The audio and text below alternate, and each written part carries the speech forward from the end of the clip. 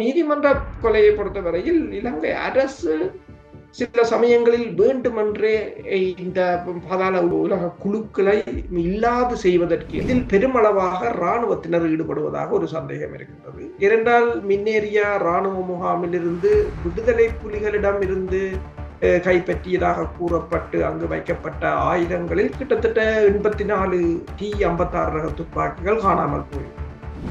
தற்போதைய அரசுக்கு ஒரு பயமாக இருக்கின்றது என்னென்று சொன்னால், இப்ப இவ்வாறு ஆயுத குழுக்கள் தாராளமாக ஆயுதங்களுடன் இயங்குவார்களாக இருந்தால் இலகுவாக இந்த அரசுக்கு எதிராக அவர்களை பழைய அரசு தலைவர்களின் பாதுகாப்பை கூட இலங்கை அரசு புறம் தள்ள முடியாது என்ற கேள்வி வரும். அதை இலகுவாக அவர்கள் எட்டி விடுவார்கள். இவ்வாறான ஒரு தாக்குதல் உண்மையில் இந்த இவ்வாறான தாக்குதல்கள் கூட அதற்காக கூட நடத்தப்பட்டிருக்கலாம். இப்ப இந்த சூட்டுச் சம்பவங்களை நீங்கள் இன்னொரு விதமாக பார்த்தீங்கன்னு சொன்னால், இவ்வாறு தொடர்ந்து நடைபெறுமாக இருந்தால் முதலீட்டாளர்கள் பெற முடியும். பொருளாதாரத்தால் இலங்கையால் எதுவும் செய்ய முடியாது ஒரு நிலை. இப்ப அன்புகுமார திசாநாயக்க அரசு வந்த காலம் ஒரு தவறான காலம். அரசியலில் நகர்த்தப்படும் காய்கள், திரை மறைவில் நடக்கும் ரகசிய பீரங்கள், உலகத் தமிழர் அறிந்தேயாக வேண்டிய உண்மைகளை தேடி ஒரு உடறுப்பு.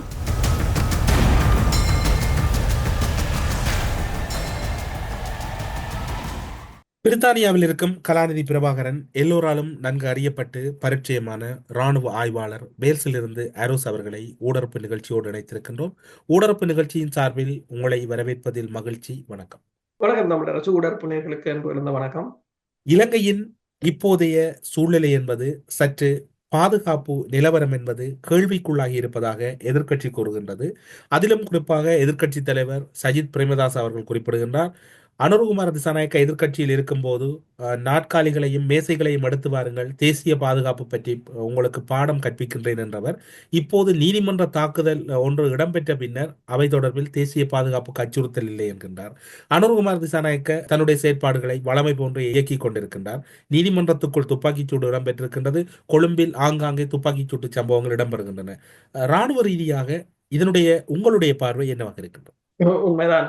என்னன்னு சொன்னால், கொழும்பில் இடம்பெற்ற அந்த துப்பாக்கிச்சூட்டு சம்பவம் நீதிமன்றத்துக்கு இடம்பெற்ற துப்பாக்கிச்சூட்டு சம்பவங்களா இருக்கலாம், அதற்கு அடுத்தடுத்த நாள் இடம்பெற்றதாக இருக்கலாம். அதாவது இப்ப நீங்கள் தென்னிலங்கையில் பார்த்தீர்கள் என்று சொன்னால், இதொரு வளமையான நிகழ்வாக போய்விட்டது. துப்பாக்கிச்சூட்டு சம்பவங்கள் அங்கு இடம்பெறுவதும், பாதாள குழுவினர் சண்டையாக இருக்கலாம், அல்லது யார் யாரை சுடுகிறார்கள் என்ற ஒரு கண்டறிய முடியாத ஒரு நிலையாக இருக்கின்றது. உதாரணமாக அண்மையில் கூட போட்டிருந்தார்கள், அதாவது இந்த போதை வஸ்து கடத்துகிறவர்கள் தகவல் வழங்கியவரை கடற்கரையில் கூட்டிச் சென்று முழங்காலில் நிற்க வைத்து சுட்டுக் கொண்டதாக கூறியிருக்கிறார்கள். இராணுவத்தினரை பொறுத்தவரையில் இதில் பெருமளவாக இராணுவத்தினர் ஈடுபடுவதாக ஒரு சந்தேகம் இருக்கின்றது. இரண்டால் மின்னேறிய இராணுவ முகாமில் இருந்து விடுதலை புலிகளிடம் இருந்து கைப்பற்றியதாக கூறப்பட்டு அங்கு வைக்கப்பட்ட ஆயுதங்களில் கிட்டத்தட்ட 84 T-56 ரக துப்பாக்கிகள் காணாமல் போயிருக்கின்றன. அதே அளவு இராணுவத்தின் துப்பாக்கிகளும் காணாமல் போயிருக்கின்றன என்று கூறப்படுகிறது. விற்பனை செய்யப்பட்டதாகவும் கூறப்படுகின்றது. ஆனால் எங்கு சென்றது என்று தெரியவில்லை. அப்ப இப்ப அவர்கள் கூறியிருக்கிறார்கள், கிட்டத்தட்ட ஒரு T-56 ரக துப்பாக்கியை தொடர்பாக தகவல் வந்தால் 10 லட்சம் ரூபாய் வரையில் சன்மானம் வழங்கப்படும் என்று அறிவித்திருக்கிறார்கள். ஏனென்றால் நாட்டில் அவ்வளவு தூரத்துக்கு துப்பாக்கி கலாச்சாரம் மிக மிக அதிகரித்து விட்டது. தற்போதைய அரசுக்கு ஒரு பயமாக இருக்கின்றது என்னென்று சொன்னால், இப்ப இவ்வாறு ஆயுத குழுக்கள் தாராளமாக ஆயுதங்களுடன் இயங்குவார்களாக இருந்தால் இலகுவாக இந்த அரசுக்கு எதிராக அவர்களை திசை திருப்ப முடியும். என்னென்று சொன்னால், இப்ப உங்களுக்கு தெரியும், ஒரு நாட்டில ஒரு ஆயுத போராட்டத்தை அல்லது ஒரு அரசை கவிழ்க்க வேண்டும் என்று சொன்னால் அதற்கு ஆயுத குழுக்களில் இருப்பவர்களைத்தான் பயன்படுத்துவதுண்டு. எங்கும் அப்படித்தான். உதாரணமாக நீங்கள் பார்க்கலாம், மாலத்தீவு ஒரு ஆட்சி கோப்பை மேற்கொள்வதற்கு இந்தியா புளோட்டை தான் பயன்படுத்தும். என்றால் அவர்களால் ஆயுத பயன்பாடு உள்ளவர்கள், பயன்படுத்த தெரிந்தவர்கள், அவர்களை இலகுவாக ட்ரெயின் பண்ண முடியும். அதுதான் இப்போதைய அரசுக்கும் ஒரு பெரிய நெருக்கடியாக இருக்கின்றது. இப்ப அவர்கள் கூறுகிறார்கள், கிட்டத்தட்ட 58 குழுக்களை சேர்ந்து 1400க்கும் மேற்பட்டவர்களை அடையாளம் கண்டிருப்பதாகவும் கூறியிருக்கிறார்கள். ஆனால் அடையாளம் காணாது இவ்வளவு பேர் இருக்கிறார்கள் என்று தெரியும். அடுத்ததாக இயக்குபவர்கள் பெருமளவானவர்களை வெளிநாடுகளில் இருந்து தான் இயக்குகிறார். வெளிநாடுகளிலிருந்து பணங்களை கொடுத்து தாக்குதலை நடத்துவதற்கு தூண்டுகிறார்கள் என்னும் போது இது அரசுக்கு மிகப்பெரிய ஒரு சவாலான விடயம். உதாரணமாக உங்களுக்கு தெரியும் கெய்டியில் என்ன நடந்தது என்று சொல்லி, அதாவது மெக்சிகோவில் இருந்து சென்று அரச தலைவரை அவரின் படுக்கையறையில் வைத்து சுட்டு கொண்டு விட்டு சென்றார்கள். அப்படி அதாவது அங்கிருந்து ஹயம் பண்ணி கொண்டு வந்திருந்தார்கள் ஆயுத குழுக்களை. இந்த அவ்வாறான ஒரு கலாச்சாரம் அதிகரித்து, இப்ப உங்களுக்கு தெரியும் அமெரிக்க அதிபர் ட்ரம்ப் அவர் கூட ஏன் அந்த மெக்சிகோ கடும் போக்கோட கையாண்டார் என்று சொன்னால், அங்கிருந்து வருபவர்கள் இந்த ட்ரக்ஸ் டீலர்ஸ் அல்லது போதை பொருட்கடத்துபவர்களாக இருக்கலாம், பாதாள உலக குழுவாக இருக்கலாம், அவர்கள் இந்த நடவடிக்கை மிக மிக அதிகம். அது ஒரு கட்டத்தில் அமெரிக்காவால் தாக்குப்பிடிக்க முடியாத நிலையில் வரலாம் என்றதான் அவருக்குரிய அச்சம். அதே போன்ற ஒரு அச்சம் தான் தற்போதைய இலங்கை அரசுக்கு ஏற்பட்டது. இப்ப நீதிமன்ற கொலையை பொறுத்தவரையில் இலங்கை அரசு சில சமயங்களில் வேண்டுமென்றே இந்த பாதாள உலக குழுக்களை இல்லாது செய்வதற்கு, ஏனென்றால் அவர்களால் தனது அரசுக்கு தனது பாதுகாப்புக்கு ஒரு அச்சுறுத்தல் ஏற்படலாம் அல்லது எதிர்த்தரப்பினரை அவர்களை பயன்படுத்தலாம் என்ற ஒரு அச்சம் இருக்கின்றது. உங்களுக்கு தெரியும், அதாவது மின்சார தடை ஏற்பட்டது, குரங்கு பாய்ந்தது என்று எல்லாம் கதை கூறினார்கள். அதெல்லாம் அரசு யோசிக்கின்றது, தனக்கு எதிரான சக்திகள் மெல்ல மெல்ல அரசுக்கு எதிரான ஒரு சதி நடவடிக்கைகளால் ஈடுபடுகிறார்களோ என்ற ஒரு அச்சம் இந்த அரசுக்கு இருக்கின்றது. எனவேதான் இந்த முறை பாதுகாப்பு செலவினத்தை நீங்கள் பார்க்கலாம். பாதுகாப்பு செலவினத்தையும் அரசு அதிகரித்திருக்கின்றது, 3% அதிகரித்திருக்கின்றது. அதிலும் கடற்படைக்கு கிட்டத்தட்ட 12% அதிகரித்திருக்கின்றது. என்றால் இலங்கை ஒரு தீவு என்றபடியால் கடற்பகுதியால் தான் இலங்கைக்குள் ஊடுருவ முடியும் என்று இப்போது இலங்கை அரசு வலுவாக நம்புகின்றது. இப்ப அதனை தடுக்கும் நடவடிக்கையாகத்தான் இலங்கை இந்த தரப்பு பாதுகாப்பு நிதியையும் அதிகரித்திருக்கின்றது, கடற்படையையும் வலுப்படுத்த முற்பட்டு நிற்கின்றது. அப்ப இப்ப இந்த தற்போதைய இந்த உலக அரசியல் நெருக்கடியில் இலங்கைக்கு தெரியும், தனக்கு தான் ஏதோ ஒரு பக்கத்தை சார்ந்து நின்றால் இன்னொரு பக்கத்தால் தனக்குரிய ஆபத்து வரும் என்று தெரியும். அந்த ஆபத்து வருவது என்று சொன்னால் உள்ளூரில் உள்ளவர்களைத்தான் அவர்கள் விலக்கி வாங்குவார்கள். அதிலும் குறிப்பாக நீங்கள் பார்க்கலாம், படையில் இருந்து விலகியவர்கள் அல்லது தப்பியோடியவர்கள். முன்னர் விடுதலை புலிகள் என்ற காலத்தில் கூறுவார்கள் 3 மிக பெரும் படை இலங்கையில் இருந்தது. ஒன்று இலங்கை இராணுவம், 2வது விடுதலை புலிகள், 3வது படையிலிருந்து தப்பியோடியவர். அந்த காலத்தில் தப்பியோடியவர்கள் எண்ணிக்கை கிட்டத்தட்ட 1 லட்சத்தை கூட எட்டி இருந்தது. அப்ப அவ்வாறு ஓடியவர்களில் பலர் ஆயுதங்களுடன் ஓடியார்கள், பலர் ஆயுதமற்ற ஓடினார்கள். அப்ப அனைவரும் பயிற்சி பெற்றவர்கள்.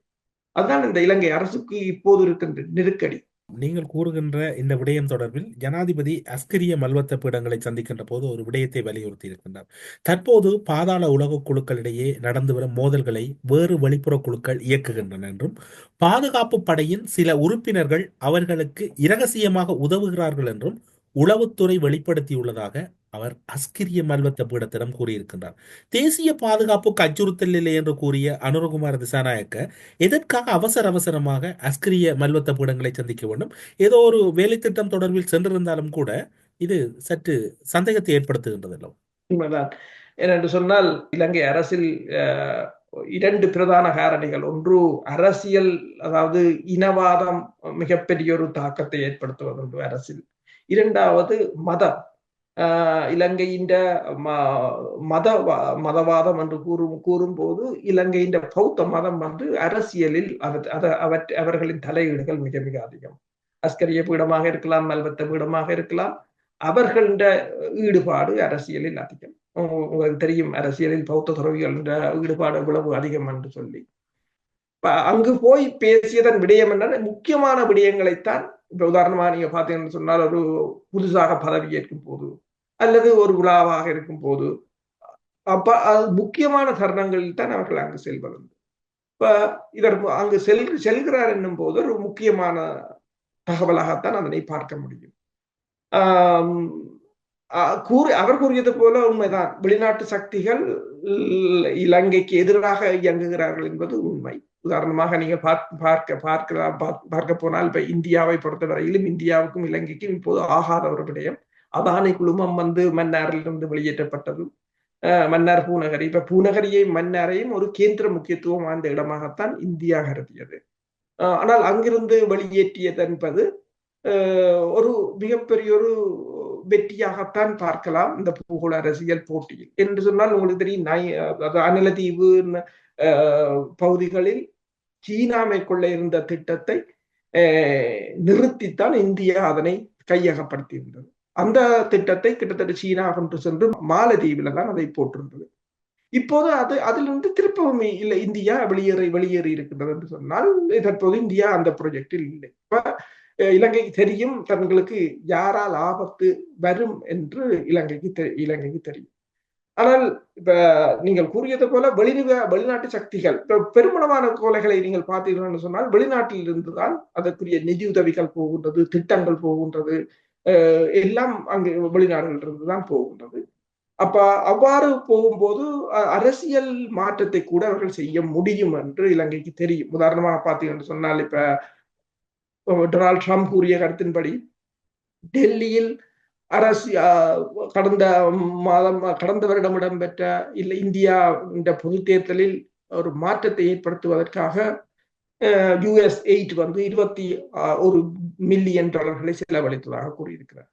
அதே சமயம் பங்களாதேஷில ஆட்சி மாற்றத்தை ஏற்படுத்துவதற்காக ஜனவரி மாதம் கிட்டத்தட்ட $13 மில்லியன் கொடுத்திருக்கிறார்கள். ஜூலை மாதம் அங்கு ஒரு ஆட்சி மாற்றத்தை மாணவர்கள் புரட்சியூடாக ஏற்படுத்தப்பட்டிருந்தது. அந்த கொடுக்கப்பட்ட நிதியும் வந்து மாணவர் அமைப்புகளுக்கு தான் கொடுக்கப்பட்டதாக கூறும்.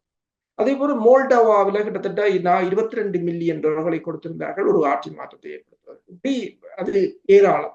US8 இதுகள் ஏராளம். இப்ப இலங்கைக்கும் கிட்டத்தட்ட நீங்கள் பார்த்தீங்கன்னு சொன்னா 2019ஆம் ஆண்டு $106 மில்லியன் கொடுத்திருக்கிறார்கள். கோத்தபாய அரசு இருந்த காலத்தில் வந்து கிட்டத்தட்ட 42 மில்லியனை கொடுத்திருக்கிறார்கள். இந்த ரணில் விக்ரமசிங்கே 26 மில்லியன் கொடுத்திருக்கிறார்கள் என்னும் போது, அப்ப அவர்கள் அந்த US8 என்ற அமைப்பு வந்து கூடுதலாக ஆட்சி மாற்றத்தையும் வெவ்வேறு அரசியல் மாற்றங்களையும் ஏற்படுத்துவதற்கு தான் அந்த நிதி பயன்படுத்தப்படுவது. இப்ப இந்தியா வந்து ஜெய்சங்கர் கூட கதைத்திருக்கிறார், இது தொடர்பாக தாங்கள் விசாரணை செய்வோம், நடவடிக்கை எடுப்போம். இலங்கையிலும் அதே நிலைமை தான். அப்ப இவ்வாறு வெளிநாட்டு NGO-க்களூடாக வழங்கப்படும் நிதி ஊடாக இலங்கையில் ஒரு மாற்றத்தை ஏற்படுத்த வேண்டும் என்று சொன்னால் இந்த முன்னாள் இராணுவ வீரர்களை இலகுவாக அவர்கள் பயன்படுத்த முடியும். ஏன்னா அவர்களால் ட்ரெயின்டான ஆயுத தாக்குதல்களுக்கு அவர்கள் இலகுவாக பயன்படுத்த முடியும். அதே சமயம் ஆட்சியில் உள்ள அதிகாரத்தில் இருக்கின்ற படை அதிகாரிகளும் உதவுகிறார்கள் என்று கூறுவதும் அதுவும் அவர் சரியான விடயம். எனவேதான் உங்களுக்கு தெரியும், அண்மையில் இராணுவத்தில் மிகப்பெரிய ஒரு மறுசீரமைப்பை ஏற்படுத்தினார். பெருமளவான ஆட்களை மாற்றியிருந்தார். முப்படைகளின் பிரதானி என்ற பதவியிலிருந்து கலைத்திருந்தார். தற்போது பாதுகாப்புக்கும் அதிக நிதி ஒதுக்கப்பட்டிருக்கின்றது. ஏதோ ஒரு வகையில் இந்த அரசு தன்னை பாதுகாப்பதற்கான முழு முயற்சிகளில் ஈடுபட்டு கொண்டிருக்கின்றது. ஏனென்று சொன்னால் தேர்தல் வாக்குறுதிகளில் இன்று வரை பெருமளவானவற்றை இந்த அரசால் நிறைவேற்ற முடியவில்லை. அண்மையில் வெளியிடப்பட்ட வரவு செலவு திட்டம் கூட ஒரு IMF நிகழ்ச்சி நிரல்களுக்கு ஏற்றவாறுதான் அது கொண்டு செல்லப்பட்டிருந்தது. உதாரணமா பார்த்தீங்கன்னு சொன்னால் பட்ஜெட் சர்ப்ளஸ் வந்து கிட்டத்தட்ட 2.5% இருக்க வேண்டும் என்பது IMF நிபந்தனை. இலங்கை அரசு 2.3 அதை வைத்திருந்தது. அதே போலதான் சம்பள அதிகரிப்பாக இருக்கலாம், ஏனைய திட்டங்களாக இருக்கலாம், எல்லாம் IMF நிகழ்ச்சி நிரலுக்குள் தான் இருக்கு. இந்த IMF நிதியை மறு ஆய்வு செய்வோம், இல்லாது செய்வோம் என்றெல்லாம் கூறியவர்கள் தான் நிகழ்ச்சி. ஆனால் எதுவும் செய்ய முடியவில்லை. ஏனென்றால் நிதி பிரச்சனை. இப்போ உங்களுக்கு தெரியும், US8 நிதியை முற்றாக நிறுத்திவிட்டது. ஐக்கிய நாடுகள் சபைக்கான நிதியை அமெரிக்கா முற்றாக நிறுத்துவது மட்டுமல்லாது ஐக்கிய நாடுகள் சபையின் எல்லா அமைப்புகளிலும் அமெரிக்கா வெளியேறப்போகும். வெளியேறினால் அதன் பாதிப்பு என்னென்று சொன்னால் இப்ப இலங்கை போன்ற அபிவிருத்தி அடைகிற நாடுகளுக்கு தான் பாதிப்பு. என்றால் ஐக்கிய நாடுகள் சபையின் நிறுவனங்கள், உதாரணமா பார்த்தீங்கன்னா உலக சுகாதார நிறுவனம், அவர்களுக்கு கொடுக்கப்படுகிற நிதியில் அதிக நிதியை கொடுப்பது அமெரிக்கா. அந்த நிதி வந்து அவர்கள் பயன்படுத்துவது இவ்வாறான நாடுகள். இப்ப அதெல்லாம் நிக்க போகுது. இப்ப சர்வோதயம் இப்ப US8 இருந்துதான் நிதியை பெற்று 13% US8 நிதி வந்து சர்வோதயத்துக்கு தான் போறது. சர்வோதயம் தனது பணியை நிறுத்தமாக இருந்தால் எல்லா சுமையும் வந்து அரசு மீதுதான் விழும். இப்ப அன்பரசு அரசு வந்த காலம் வந்து ஒரு தவறான காலம். என்ற உலக ஒழுங்குல நீங்கள் பார்க்கலாம் என்னென்ன நடைபெற்று கொண்டிருக்கிறது என்று சொல்லி. உலகம் ஒரு உறுதியற்ற தன்மைக்கு மெல்ல மெல்ல போய் கொண்டிருக்கின்றது. உக்ரைன் சண்டையாக இருக்கலாம், ரஷ்யாவுக்கும் ஐரோப்பாவுக்கும் இடையில் ஏற்பட்ட மோதலாக இருக்கலாம், மேற்குலகமே பிரிந்து போய் நிற்கின்ற இந்த நிலை அந்த அரசின் பதவி ஏற்பு வந்து ஒரு என்னென்னு சொல்றது, அவர்களுக்கு ஒரு அனுகூலமான உலக சூழலும் இல்லை. அதே சமயம் இலங்கையின் சூழலையும் அவர்கள் ஏதோ ஒரு வகையில் கட்டுப்படுத்த வேண்டும். இல்லை என்று சொன்னால் இலகுவாக தற்போதைய அரசு உடைந்து விழும் ஒரு நிலை ஏற்படும்.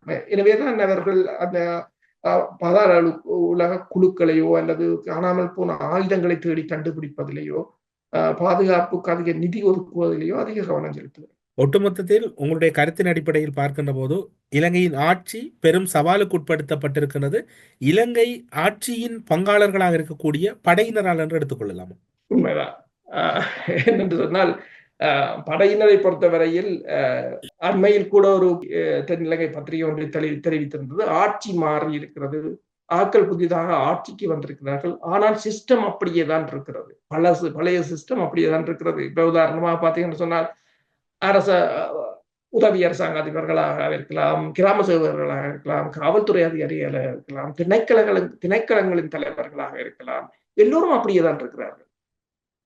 ஊழலை ஒழிப்போம் என்று கூறுகிறார். ஆனால் இதுவரையில் நீங்கள் பாருங்கள், யாரையாவது பிடித்து உள்ளுக்கு போட்டாராண்டா இல்லை.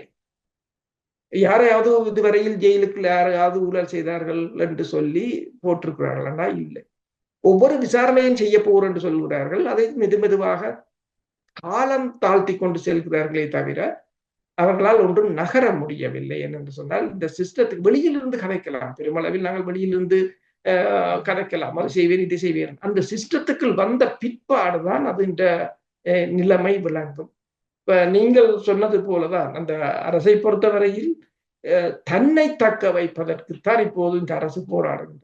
தன்னை தக்க வைப்பதற்கு அரசு போராடுகிறது என்றால் கிளீன் ஸ்ரீலங்கா அல்லது ஊழலுக்கு எதிரானவர்கள் கைது, நாட்டை முழுமையாக ஒரு நடைமுறை மாற்றத்தை ஏற்படுத்துவோம் என்று கூறியவர்கள் அதை செய்ய மாட்டார்கள். செய்வதற்கு முதலில் பணம் வேண்டும். இப்ப உங்களுக்கு தெரியும், அண்மையில் அதாவது இந்த கடந்த ஞாயிற்றுக்கிழமை இடம்பெற்ற தேர்தல் ஜெர்மனியில் இடம்பெற்ற தேர்தல். அதாவது 2024 ஆண்டுதான் தேர்தலுக்கான ஆண்டு என்று சொல்லி கிட்டத்தட்ட 60க்கும் மேற்பட்ட நாடுகளில் தேர்தல் இடம்பெற்றது. 2025 ஆண்டு வந்த பிற்பாடும் திடீரென்று ஒரு தேர்தல் வந்தது. ஏன்? ஜெர்மன் அரசு கவிழ்ந்து விட்டது. ஜெர்மன் அரசு உண்மையில் தேர்தல் பெற வேண்டிய நேரம் இப்ப இல்லை. கூட்டணி கட்சி கவிழ்ந்து. ஏன்? உக்ரைன் பிரச்சனை, நிதியமைச்சர் விலகினார். ஏன் நிதியமைச்சர் விலகினார்? பணம் இல்லை. பணம் அங்கே இல்லை என்றால் போருக்கு போய்விட்டது பணம். அங்குள்ள மக்களுக்கான அதாவது சோசியல் சர்வீஸ் என்று சொல்றது, அதற்குரிய நிதியை கட் பண்ணி அங்க கொடுத்து வந்து அரசு கவிழ்ந்தது. கவுண்ட பிற்பாடு வந்த அரசு வெற்றி பெற்றதாண்டா இல்லை. அதாவது மிகப்பெரிய ஒரு பிளவு. இப்ப பாத்தீங்கன்னு சொன்னால் நீங்கள் அந்த தேர்தல் மேப்பை பாத்தீங்கன்னு சொன்னால் கிழக்கு ஜெர்மன், மேற்கு ஜெர்மன் ரெண்டும் பிரிம்பாக இருக்கிறது. அது அங்கு எல்லாம் ஒரே நீளமாக இருக்கின்றது, இஞ்சலி பக்கம் எல்லாம் ஒரே கிரே கலராக இருக்கின்றது. சொல்லும் போது அந்த நாட்டுக்குள்ளேயே அரசியல் பிரிவினை வந்தது போன்று இருக்கின்றது. ஏன் இதை சொல்கிறேன் என்று சொன்னால், இந்த ஒவ்வொரு நாடும் மிகப்பெரிய ஒரு நெருக்கடியை சந்தித்திருக்கின்றது. நிதி வளர்த்தால் மிகப்பெரிய ஒரு நெருக்கடியை சந்தித்திருக்கு. அதே நிலைமைதான் இப்ப இலங்கைக்கும். இலங்கைக்கு உங்களுக்கு தெரியும், அரிசி பிரச்சனையாக இருக்கலாம், தேங்காய் பிரச்சனையாக இருக்கலாம், உப்பு பிரச்சனையாக இருக்கலாம், எல்லாம் பிரச்சனையாக இருக்கின்ற அதே சமயம் அதற்கான வெளிப்புற சூழல்களும் சரியாகதாக இல்லை. உதாரணமாக பார்த்தீங்கன்னு சொன்னால், இலங்கையின் ஏற்றுமதியை பார்த்தீங்கன்னு சொன்னால் அமெரிக்காவுக்கான ஏற்றுமதி அதிகம். அதே போல ஐரோப்பிய ஒன்றியத்துக்கான, அதாவது மேற்குலகம் சார்ந்த ஏற்றுமதிகள் தான் அதிகம். சீனா இந்தியாவுக்கான ஏற்றுமதிகள் வந்து மிக குறைவு. அதை அவர்கள் டெவலப் பண்ணவும் இல்லை. சரி, அதை அவர்கள் திருப்பி அந்த மார்க்கெட்டை பிடிக்கலாம்னா பிடிக்க முடியாது. ஏனென்றால் குளோபல் சப்ளை செயின்ல வந்து மலேசியாவோ, தாய்லாந்தோ, இந்தோனேஷியாவோ, வியட்நாமோ அவங்க அதுக்குள்ள நிறைய டெவலப் பண்ணிட்டாங்க. இப்ப இலங்கைன்ற ஏற்றுமதி என்று பாத்தீங்கன்னு சொன்னால் மலிவான பொருட்கள், ரப்பராக இருக்கலாம், தேயிலையாக இருக்கலாம், ஆடையாக இருக்கலாம், இதுகள் தான். எலக்ட்ரானிக்கோ அல்லது சாஃப்ட்வேர்ஸோ அந்த நிலைமைக்கு அவர்கள் போகவில்லை. இலங்கை மிக மிக முன்னுக்கு, அதாவது வியட்நாமையோ மலேசியாவோ எல்லாவற்றுக்கும் முன்னுக்கு இலங்கை வந்திருக்கும், போர் இல்லை என்று சொன்னார். போருக்கு அதிக முதலீட்டாளர்கள், அதாவது தென்னாசியாவிலேயே முதலாவது திறந்த பொருளாதார கொள்கை இந்தியாவில் கூட இல்லை, இலங்கை தான் அறிமுகப்படுத்தியது. முதலீட்டாளர்கள் பெருமளவில் வந்தார்கள். ஆனால் போர் ஆரம்பித்தது சிதறி ஓடி விட்டார்கள். ஓடினவர்கள் மலேசியா, சிங்கப்பூர், தாய்லாந்து, வியட்நாம் வந்து செட்டில் ஆகிவிட்டார்கள். அவர்கள் இனி திரும்பி வரப்போவது இல்லை. அப்ப மலிவான இந்த பொருட்களை வைத்துக் கொண்டிருந்தாலும் இப்போது அது காலநிலை மாற்றம் என்று சொல்லும் போது அது அதற்கு ஏற்றமாறு தொழில்நுட்பத்தை இவர்கள் அபிவிருத்தி செய்யவும் இல்லை. உள்ளூர் பிரச்சனை ஒரு புறம், வெளிநாடுகளின் பிரச்சனை ஒரு புறம். உதாரணமாக சீனாவின் தொழில்நுட்பத்தை பெற்றுக்கொண்டால் இந்தியாவால் பிரச்சனை, இந்தியாவின் தொழில்நுட்பத்தை பெற்றுக்கொண்டால் அமெரிக்காவால் பிரச்சனை என்று சொல்லி எல்லாத்துக்கும் முகம் கொடுத்ததால் இலங்கையால் பொருளாதாரத்தில் முன்னகர முடியவில்லை. அப்ப இவ்வளவு காலம் உதவி தொகையில் தான் வாழ்ந்தார்கள். இப்போது டொனால்ட் ட்ரம்பின் காலத்தில் அதுவும் நிறுத்தப்பட்டு விட்டது.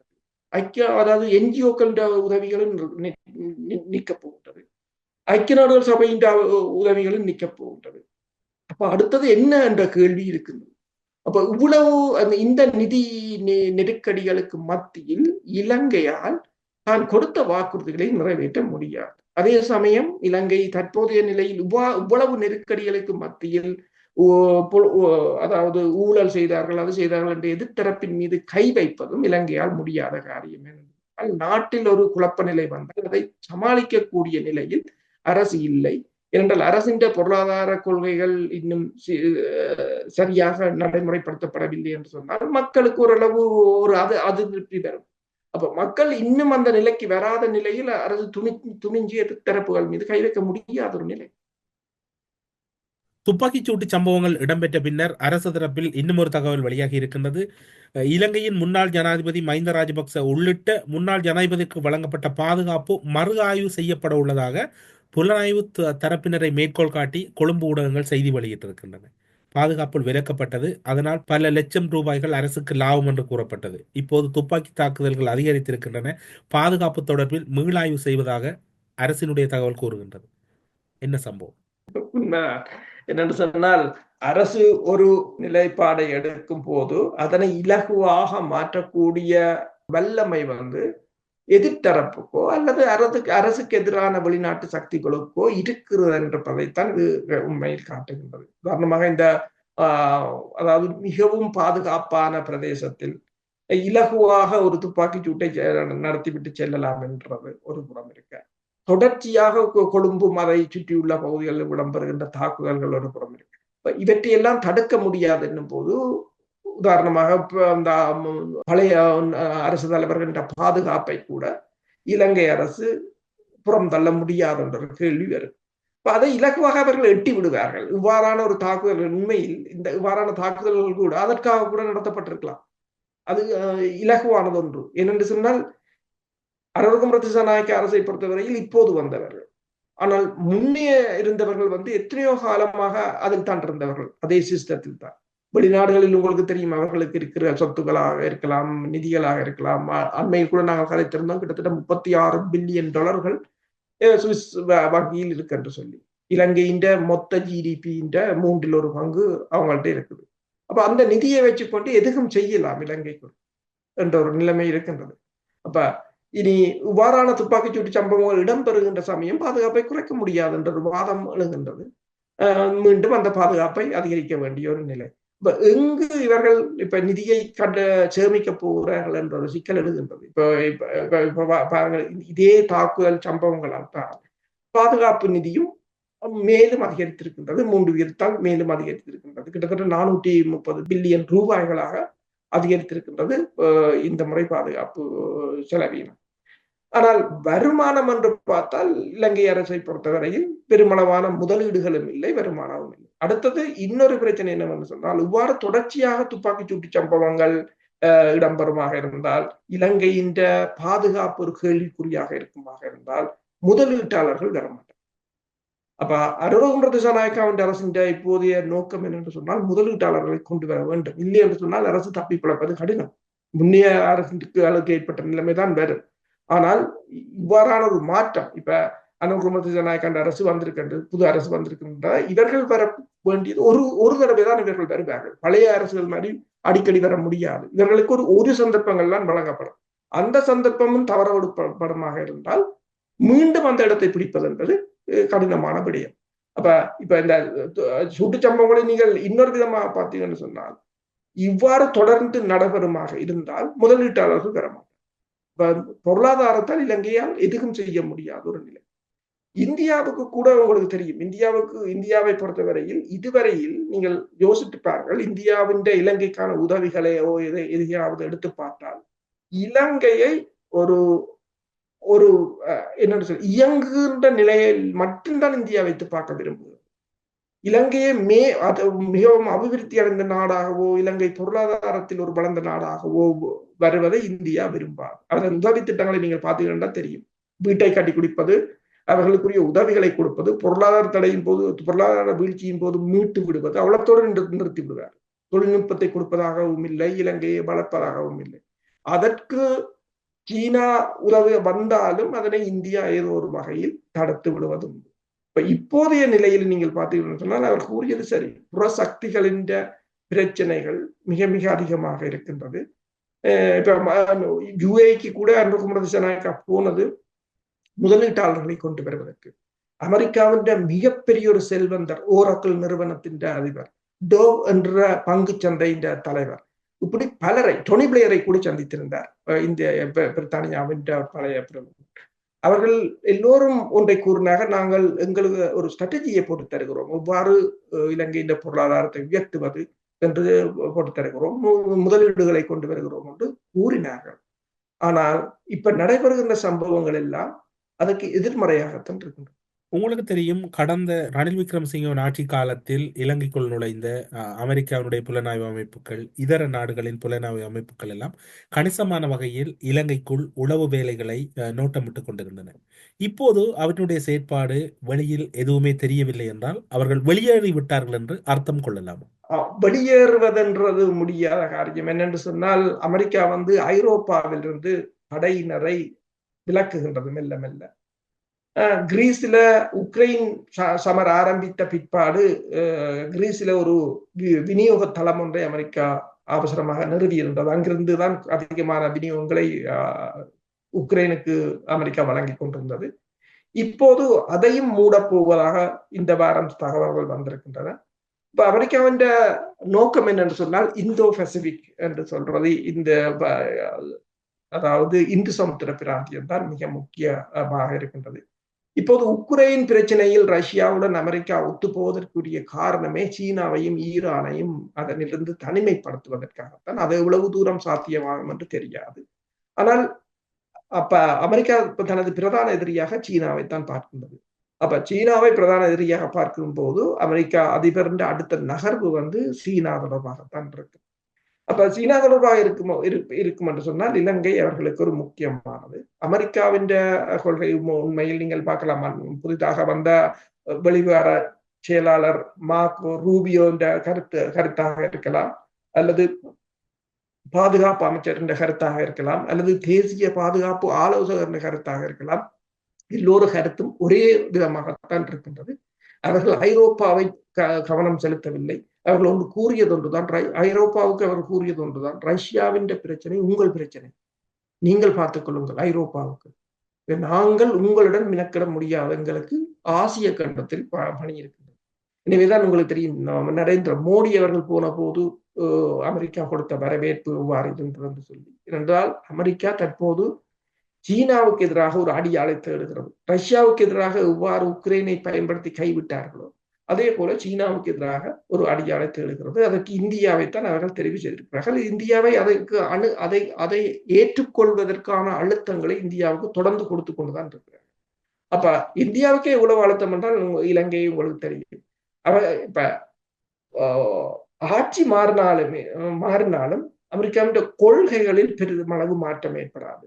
அந்த கொள்கைகள் இப்ப நீங்கள் யோசிக்கலாம், உக்ரைனின் கொள்கையில் எவ்வாறு மாற்றம் ஏற்பட்டது என்றால் அது பைடன் கொள்கையில் ஏற்பட்ட மாற்றமே தவிர அமெரிக்காவின் கொள்கையில் இல்லை. ஏன்? உக்ரைனை வைத்து ரஷ்யாவை பலவீனப்படுத்த முற்பட்டார்கள். ஆனால் அது அந்த திட்டம் ஃபெயிலியர் என்றாலும் அதில் மேலதிகமாக போக அவர் விரும்பவில்லை. என்று சொன்னால் நிதியை கொடுத்து கொண்டிருக்கிறார்கள். வெற்றி ஒன்று கிடைக்கவில்லை என்று சொன்னால் அதிலிருந்து பின்வாங்குவதுதான் அவர்களுக்குரிய தந்திரோபாயமாக இருக்கின்றது. அதைத்தான் அவர்கள் உக்ரைனில் செய்கிறார்கள். அப்ப ஆசியா பிராந்தியத்தை பொறுத்தவரையில் அவர்களுடைய கொள்கை மாறாது. அதே போலதான் இலங்கையிலும் அவர்கள் தொடர்ச்சியாக அமெரிக்காவின் அழுத்தம் இலங்கையில் இருந்து கொண்டுதான் இருக்கும். நீங்கள் அதானி மீது இடம்பெறுகின்ற சம்பவங்களாக இருக்கலாம், நீங்கள் அதானி குடும்பத்தை வெளியேற்றியதாக இருக்கலாம், இந்தியாவின் தேர்தலில் அமெரிக்காவின் தலையீடாக இருக்கலாம், எல்லாம் இந்து சமுத்திர பிராந்தியத்தை ஒட்டியது. அதில் இலங்கையின் தப்பெயர். ஊடறுப்பு நிகழ்ச்சியில் இணைந்து கொண்டு இலங்கையின் பாதுகாப்பு நிலவரங்களும் அனுர அரசு எதிர்கொள்ளுகின்ற சவால்களும் சர்வதேச திட்டங்களை அல்லது சர்வதேசத்தில் ஏற்பட்டிருக்கக்கூடிய மாற்றங்கள் இலங்கையின் அரசியலில் எந்தளவு பெரும் தாக்கத்தை எதிர்வரும் காலங்களில் செலுத்தப் போகின்றது என்பது தொடர்பிலான பல்வேறுபட்ட விடயங்களை ஊடறுப்பு நிகழ்ச்சியின் வாயிலாக பகிர்ந்து கொண்டமைக்கு சிறப்பு நன்றிகளோடு உங்களிடம் விடைபெற்றுக் கொள்கிறோம். நன்றி, வணக்கம். நன்றி, வணக்கம். அரசியலில் நகர்த்தப்படும் காய்கள், திரைமறைவில் நடக்கும் இரகசிய பீரங்கள், உலகத் தமிழர் அறிந்தேயாக வேண்டிய உண்மைகளை தேடி ஒரு ஊடறுப்பு.